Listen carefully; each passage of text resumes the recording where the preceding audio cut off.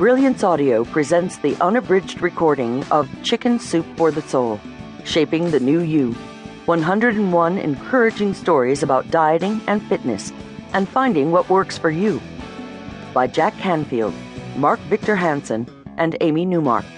Forward by Richard Simmons. Performed by Joyce Bean and Buck Schirner. Forward. My whole life is about inspiration. So when the folks from Chicken Soup for the Soul showed me the manuscript for this book about shaping the new you, I wanted to get involved. We all need some help when it comes to taking care of ourselves. We want to do it. We know how good it will feel to be in shape, but we need that push to do the hard work necessary to get there.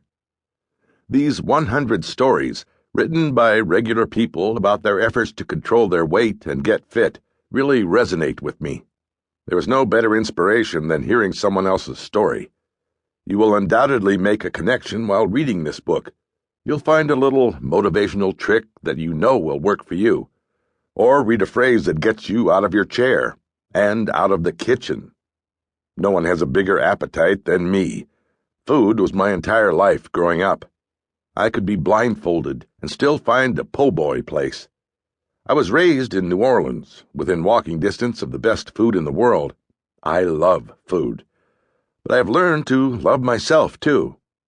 And that is how I dropped more than 100 pounds in my early 20s and kept it off for the 4 decades since. My parents were in show business. Although they were larger than life, they had cute little bodies. I don't know if they had to work hard to look as good as they did. My mother was a professional singer and performer for much of my childhood. She was petite and always dressed elegantly, a real Auntie Mame type. I was raised with music playing all the time in the house, and we lived around the corner from Preservation Hall. My parents danced in the living room. That is probably why exercising to music and dancing is so important to me. My parents' philosophy was, know no strangers. I use everything they taught me. No one remains a stranger to me. And it's funny how people will open up to me on the most personal topics, their weight, their health, their life stories. I am like their priest or rabbi. That's one of the things that I love about this book. The authors of these stories open up their lives to you and share their ups and downs, literally, and unselfishly pass on their wisdom. I'm sure you will find useful tips and some great inspiration in these pages. It doesn't take much to start to gain control of your life. You can do it a little piece at a time.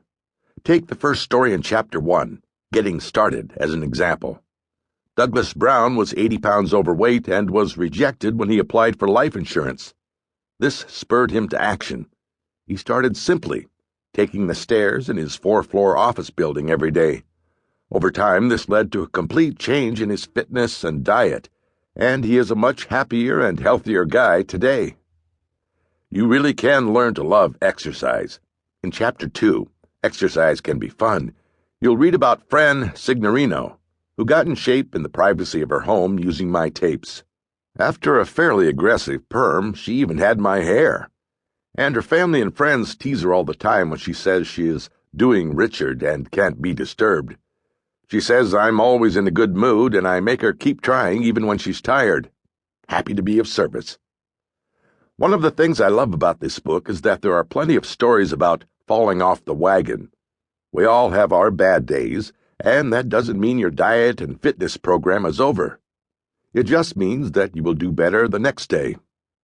In Chapter 3, To Err is Human, you'll read lots of stories from people who have their weak moments, including Rebecca Hill's very funny story about working on a fitness video shoot in Hawaii with a super fit staff. She was so embarrassed about ordering hamburgers from room service that she left the empty tray outside someone else's door every night. Chapter 4 is about regaining control, and you'll feel much better about your own slips as you read how other people got back on track. Kimberly Hutmacher describes how she has lost 20 pounds over the last couple of years in her story called Resolution, Not Revolution.